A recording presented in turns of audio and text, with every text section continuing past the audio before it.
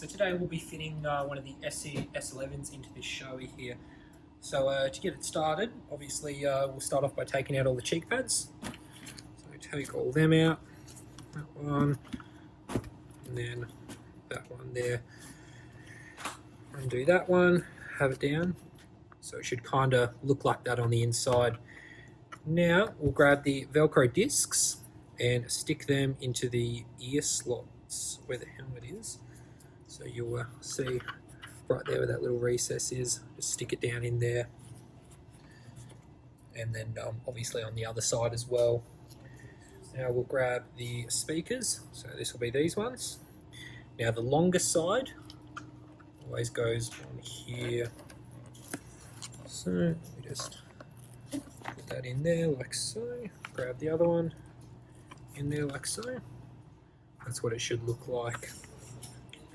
Now for this helmet being a normal full face and not a sports helmet, adventure helmet I mean, you would use the wired mic on this one like that, where it does also come with a boom mic, where the boom is just for that little bit of extra distance at the front. You'd also use this on open faces and the flip helmets as well.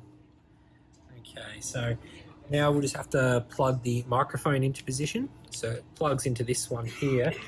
Now to put in that front microphone, just grab your bit of Velcro, put it in the front to hold it into position. Just be under there like so. Now we will plug that in, put the Velcro on up there. So it should look something like that at the front once it's done. Now we've got everything into position, it comes on to putting the mount on. So this one does come with a few different mounting options. So you do get the 3M Velcro mount, you get the clip mount, and then you also get the 3M double side mount. And this is the actual hard piece that sits on the unit, on the helmet, like so, and then the unit sits on top of that. So if you're using the 3M mount, obviously peel the back off, stick it on there, push it down so you get a nice tight fit, come across, peel it off, stick it onto the helmet like so. This is for some helmets that have got bigger pieces at the bottom here around the trim where you can't run the clip, or you have to have it up a little bit higher. You do have the versatility with this mount to have it in different positions. Same thing goes for the Velcro mount. So all it is, one piece of Velcro stays on the helmet like that, one piece goes onto the back like there, and then you just peel it on and off as you want. Personally, I like using the metal clip with the little rubber backing. So we'll use this one for the video. So now as we do is just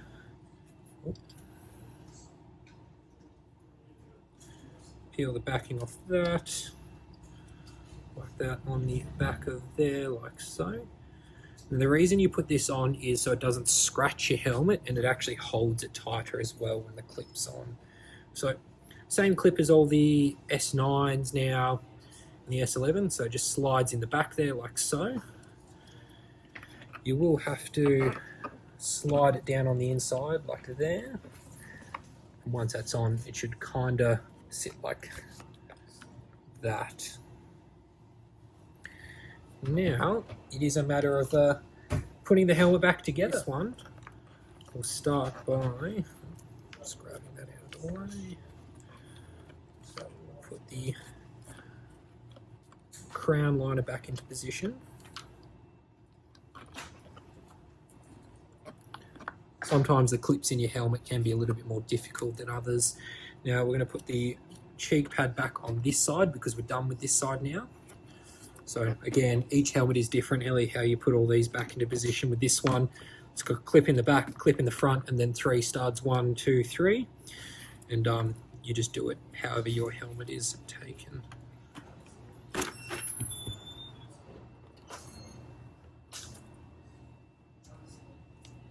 Should hear that little clip each one.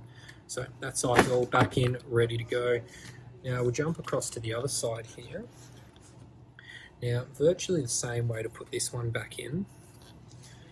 We clip it back in at the back there, run the trim all the way back around, and then clip the front piece back into position. Move back a little bit, there we go, and that's back in. And then same as the other side, get those 3 little clips back into position, and you'll hear the 1, 2, and then the 3rd one back down here. That's all done. Now for the unit to go on, to be careful putting it on. So it's on this little piece here, so the bottom of it will have that little piece protruding out, and that goes into the bottom of the mount, if you can see the little slit in there. So you've got to make sure that one goes in and clips down. And then with this back mount, so now that would look like it's on. Now you do have to make sure you clip that forward until you hear that heavy click. Make sure as well, once it's done, you should be able to hang on to it and it shouldn't be able to fall off. If it can fall off, it means you haven't done that clip up properly and it can come off while you're riding. Now, all we do is plug in the back cable.